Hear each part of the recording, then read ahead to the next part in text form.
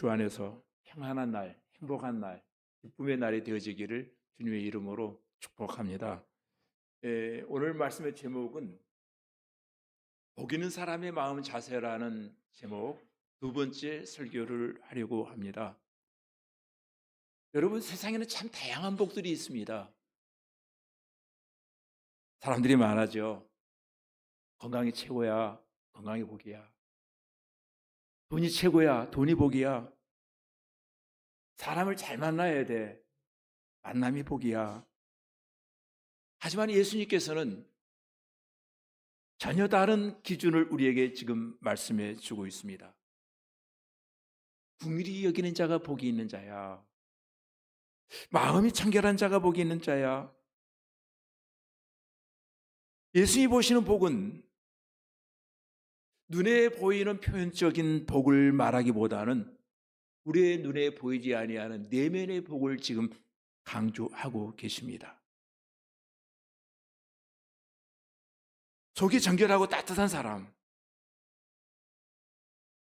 눈물이 메마른 세상에서 누군가의 고통을 바라보며 마음 아파 함께 눈물 흘려줄 수 있고 손 잡아줄 수 있는 사람, 말이 많은 세상에서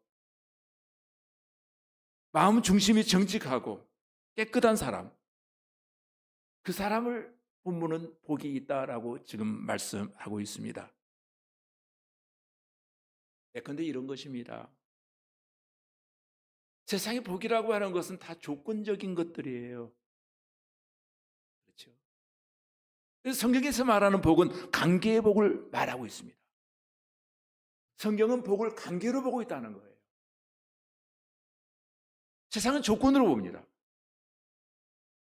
근데 말합니다. 네가 복 있는 사람이 무엇을 도대체 가졌느냐? 가진 소유의 사이즈를 보고 복 받았다라고 말합니다.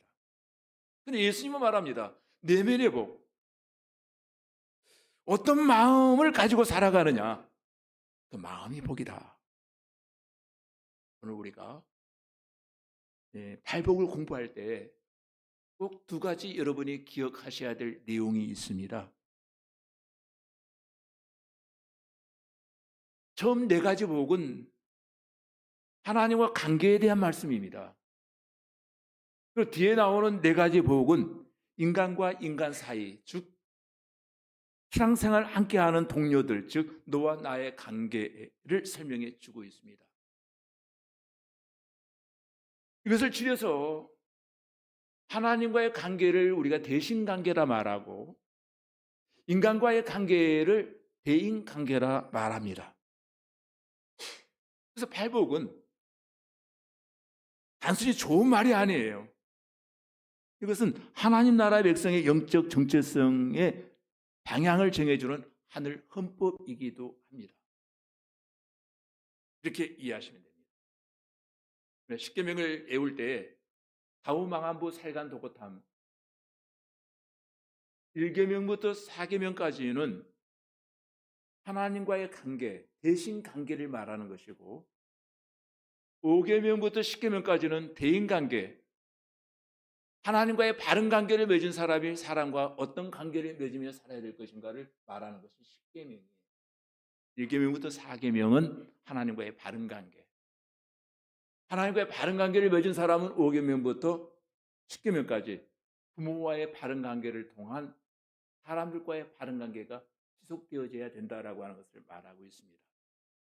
그런 측면에서 우리가 팔복을 말할 때 세상의 복은 두 가지가 있어요. 세상의 복은 기복이에요. 기복. 다 기복적인 것들이에요. 성경이 말하는 팔복은 하늘의 헌법, 하나님과 관계에서 진행되어지는 복을 말하고 있습니다. 그것을 제가 조금 여러분이 이해하기 쉽도록 하기 위해서 도표를 하나 만들어 보았습니다. 1계명부터 4계명까지는 바로 하나님과 관계를 말하는 대신관계를 말하고 있어요. 대신관계. 그리고 5계명부터 8계명까지는 대인관계를 말하고 있습니다. 그리고 이것을 요약하면은 세상은 복을 조건으로 보아요. 조건이 좋으면 저 사람 복 받은 사람이야. 그래서 성경은 조건을 복이라 말하지 아니하고 하나님과의 어떤 관계를 맺고 있느냐, 세상은 무엇을 가졌느냐를 가지고 평가합니다. 그러나 예수님께서 말하는 복의 개념은 어떤 마음을 가지고 살아가느냐에 따라서 복 받았다, 복 받지 못했다를 결정하고 있다는 것입니다. 오늘 우리는 예수님께서 말씀하신 다섯 번째와 여섯 번째 복에 대해서 제가 말씀을 함께 나누려고 합니다. 공일과 청결한 삶을 깊이 들여다볼 때에 여러분 한번 스스로 질문해 보시길 바랍니다. 나의 마음속에는 누군가를 향한 긍휼이 있는가? 내 마음 안에 하나님이 기뻐하시는 그 청결함이 과연 남아있는가?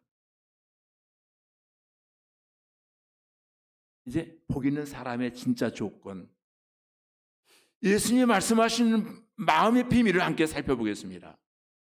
그리고 오늘 본문은 이렇게 말합니다. 즉, 복 있는 사람은 성공한 사람이 아니라 하나님과 사람과 좋은 관계, 좋은 성품을 맺은 사람이 복 있는 사람이야. 그렇다면 너와 나의 관계에서 먼저 가져야 될 마음의 자세 두 가지는 긍휼히 여기는 마음이 있어야 된다는 거예요. 인간관계에서 제일 중요한 것이 서로가 서로를 향한 긍휼히 여기는 마음, 미워하는 마음이 아니고 긍휼한 마음. 헬라어로 엘레오스라고 하는 단어를 쓰고 있는데, 이 엘레오스라고 하는 헬라어 단어의 뜻은 상대의 고통을 보고 공감하고 행동으로 도우려고 하는, 이것은 단순한 동정심으로만 끝나는 것이 아니고 실천과 자비가 행동으로 나타날 때 이것을 긍휼한 마음이라고 한다는 거예요. 그래서 마태복음 5장 7절에 보면은 그렇게 말합니다. 긍휼히 여기는 자는 복이 있나니 그들이 긍휼히 여김을 받을 것이며. 긍휼히 여긴다. 저 사람 참 불쌍한 사람이야. 단순히 감정적으로만 언어적으로만 그렇게 말하는 것이 아니고 상대의 고통에 깊이 공감하며 실질적인 행동으로 나타나는 것을 긍휼이라고 말한다는 거예요. 즉, 그런데 이런 겁니다. 고통을 함께 느끼는 거예요. 느꼈기 때문에 함께 그 고통의 짐을 나누려고 하는 거예요. 이게 바로 성경이 말하는 진짜 긍휼이라는 거예요. 긍휼은 아이고 안 됐다, 힘들겠다, 아니 아프겠다, 약 먹어, 약 먹으면 돼, 이렇게 말하는 것으로 끝나지 않아요. 진짜 긍휼에는 실천적인 행동이 따라오게 되었다는 거예요. 그래서 오늘 본문에 보면은 어떤 자가 복이 있다고 합니까? 세상을 살아가면서 다른 사람을 긍휼히 여기는 마음, 그 사람의 아픔에 동참하고 같이 짐을 나누어주려고 하는 그 마음. 그런데 이 말씀을 예수님이 하실 당시에 고대 사회의 특징은 이 긍휼이라고 하는 것을 굉장히 가치 없는 일로 여기는 시대였다는 거예요. 왜냐하면 헬라인과 로마인들은 자비와 긍휼을 나약한 사람의 표시로 받아들였다는 거예요. 그 당시의 문화는 힘과 용기를 칭송하는 문화였습니다. 힘이면 된다. 힘으로 세상을 정복할 수 있다. 강제로 수많은 사람들을 노예로 삼았습니다. 헬라인과 로마인들에게 그러한 개념은 아마도 긍휼은 나약함의 상징이었다는 거예요. 적어도 힘 있는 사람은 적당히 거만할 줄 알아야 된다. 세상을 조금 내려볼 줄 알아야 된다. 그들의 힘이 우상이었어요. 남을 누를 수 있다고 하는 것, 그 사람을 밟고 올라설 수 있다고 하는 것, 이것이 그 시대에 만연한 사회적 풍조였습니다. 이것을 적당히 과시하는 것, 이것이 용기 있는 자이고 힘 있는 자의 모습이었다는 거예요. 그런데 그러한 사회적 풍조 속에서 예수님은 이렇게 선포하십니다.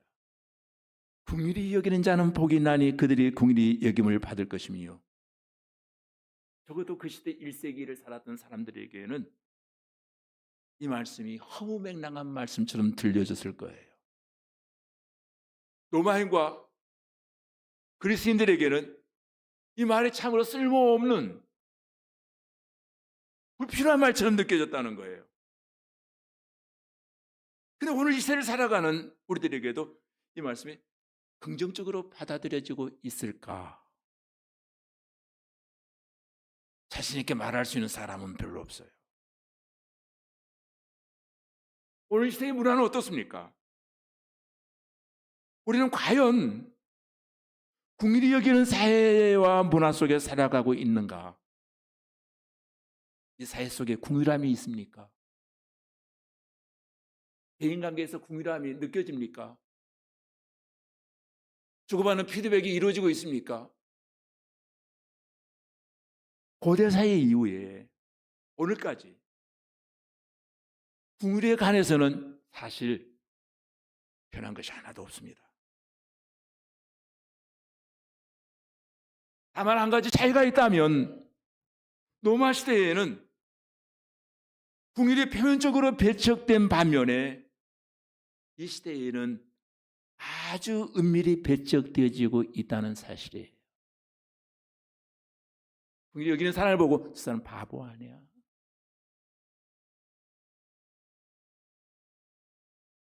미국 작가 가운데 피트 해밀이라는 사람이 있는데, 그 사람의 단편 소설 가운데 여러분 아마 많이 고잉 홈이라는 소설이 있어서 고잉 홈, 우리나라에서 그것이 조금 각색되어서 노란 손수건으로 각색되어서 많이 알려져 있는데, 이것을 조금 더 각색해 보겠습니다. 노란 손수건.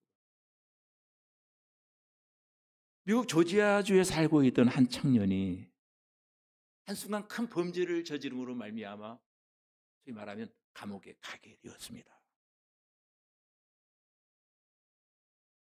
그 청년은 부모님의 마음을 너무도 아프게 했기에 부모님 얼굴을 볼 맛이 없었어요. 감옥에 갇혀 자성하는 시간을 갖는 가운데 많이 후회했습니다. 정말 잘못 살아왔다는 것을 많이 돌이키기 시작합니다. 이 청년은 어느 날 아버지 어머니에게 당신을 용서해달라고 하는 장문의 편지를 보냈습니다. 보낸 이후에 아차 하고 깨달았습니다. 답장이 오지 않았어요. 왜 오지 않은지 그 청년은 알고 있었습니다. 짐작이 됩니다. 자기 부모님이 그를 모르시는 분들이. 그럼에도 불구하고 반신반의하며 답장을 기다렸습니다. 세월이 많이 흐르고 이제 형기를 다 채워서 석방을 앞두고 부모님에게 다시 또 기대하는 마음으로 그를 모르는 그 어머니 아버지에게 편지를 보냈습니다. 아버지 어머니, 저를 정말로 용서하신다면 제가 집에 들어가는 날 뒷마당 사과나무에 노란 리본을 달아주세요. 그러면 저를 용서해 주셨다는 뜻으로 받아들이고 제가 집에 가겠습니다. 물론 답장이 없었습니다. 얼마 후 청년이 출소했고 집으로 가는 기차에 몸을 실었습니다. 기차를 타고 가는 내내 마음이 너무도 불안합니다. 과연 우리 집에 리본이 달려 있을까? 우리 집 뒷뜰에 있던 그 사과나무의 뒷뜰에 리본이 달려 있을까?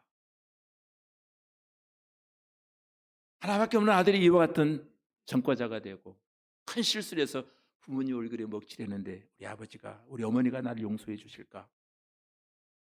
기차를 타고 가는 동안 내내 마음이 불안해서 눈을 뜨고 창가를 내다볼 수가 없었습니다.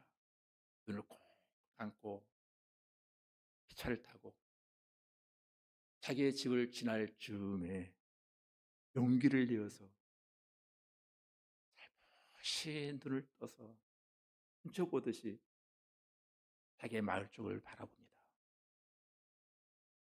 근데 웬일입니까? 자기 집 뒷마당에 있는 사과나무는 온통 노란 리본으로 덮여 있었고, 혹시라도 내 아들이 못 볼까 봐 앞에 담장에까지 노란 손수건으로 가득 채워 두었더라는 거예요. 이것이 막 바람에 휘날리고 있습니다.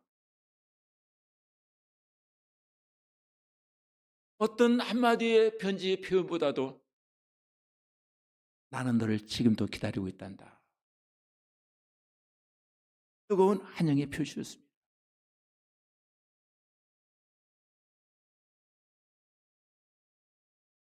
예수님은 오늘도 노란 손수건을 우리를 향해서 흔들고 계시다라고 말합니다.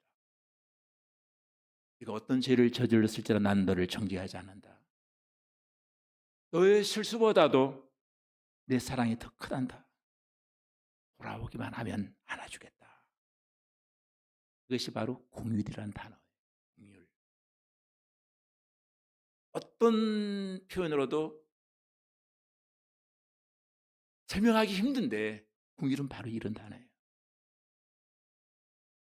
누군가의 그 실패를 바라보면서 이제 너와 나의 관계는 끝이야 라고 말하는 것이 아니고, 기다렸다고 말할 수 있는 마음, 사람을 판단하기보다는 하나님의 마음으로 보는 눈을 가진 이 마음을 긍휼이다라고 해석할 수 있을 것입니다. 이 긍휼을 조금 더 합리적으로 해석하기 위해서 우리는 성경에 나오는 사마리아의 여인, 누가복음 10장에 나오는 사마리아인의 이야기를 하나 들어볼 수 있을 것입니다. 어떤 사람이 길을 가다가 강도를 만났답니다. 그때 때마침 예배당에 가는 제사장을 만났습니다. 내인도 있었습니다. 근데 그들의 예배를 핑계 삼아서 사마리아, 죽어가고 있는 사마리아인 강도 만난 사람을 못 본 척하고 예배당으로 가버렸다는 거예요.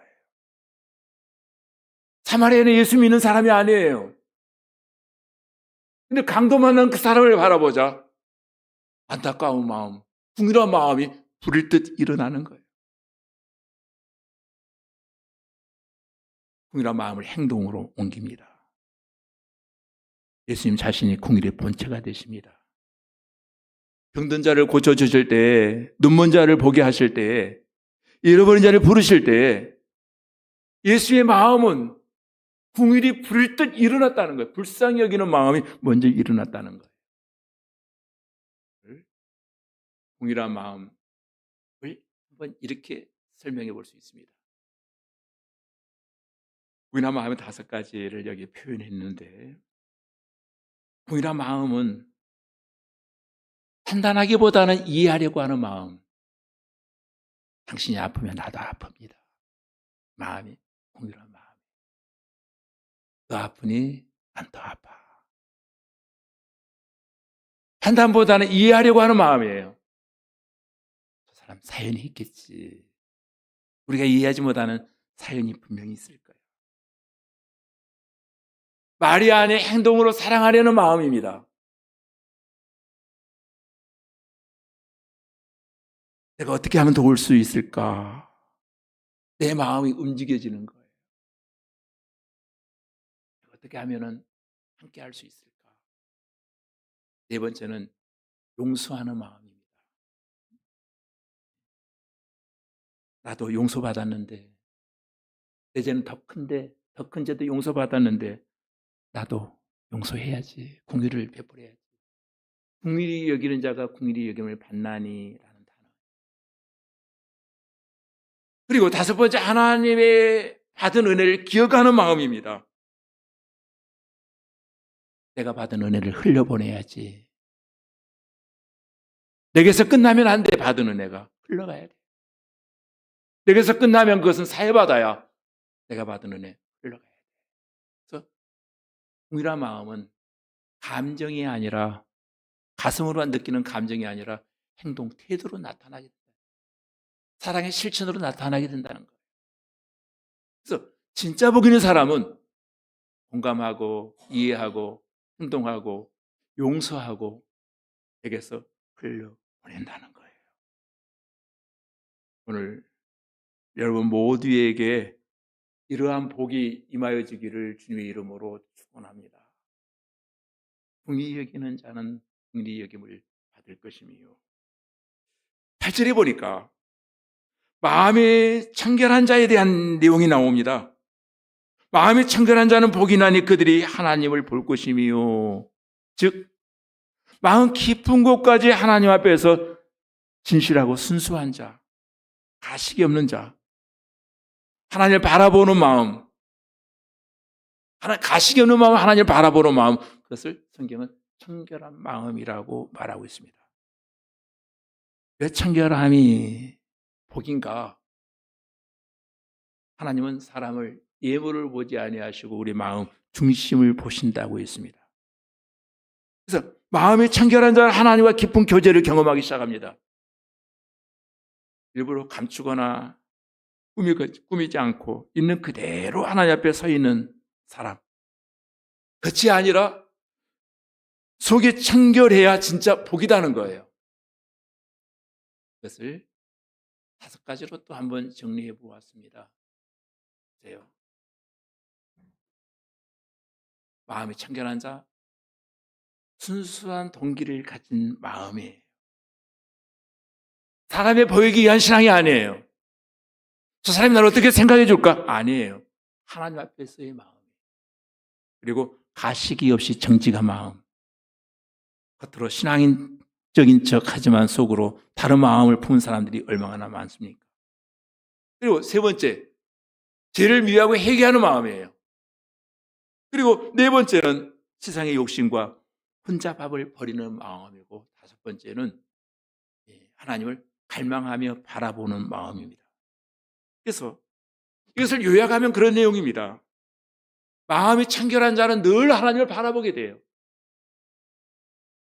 하나님을 바라보는 자는 세상과 조금 다르게 살아가려고 몸부림친다는 거예요. 그래서 하나님이 약속하십니다. 그들이 하나님을 볼 것이며 그들이 하나님을 본다는 거예요. 여기서 본다는 것은 단순히 육안으로 보는 것이 아니고 체험적으로 하나님을 알게 된다. 깊은 관계를 맺게 되어진다는 거예요. 성찬의 시기 있어서 말씀을 조금 간단히 맺으려고 합니다. 오늘 우리가 7절로 8절 말씀을 읽었습니다.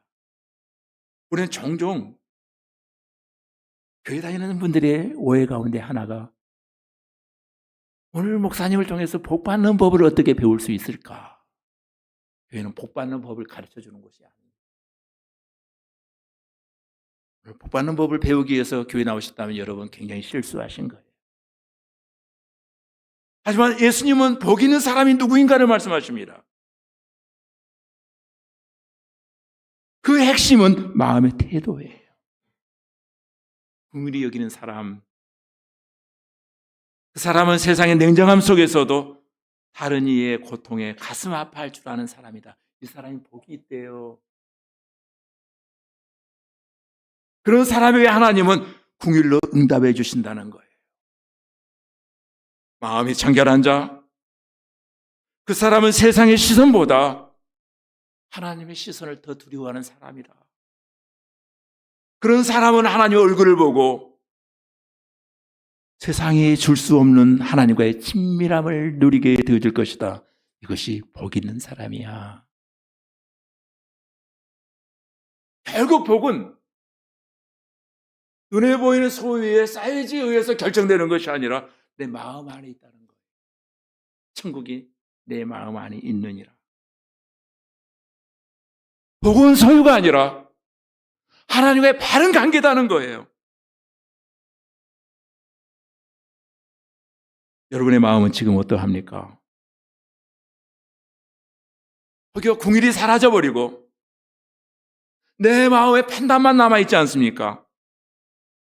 중심은 흐려지고 겉모습은 신앙이 있는 것 같은데, 꾸며진 것 같은데, 내 마음 상태에, 내면에 이것이 없다면은 우리는 짝퉁 그리스도인들이 되어지고 만다는 거예요. 말씀의 결론은 그겁니다. 예수님이 말씀하십니다. 보기는 사람은 마음이 다르다. 그 마음 안에 하나님의 나라가 있다.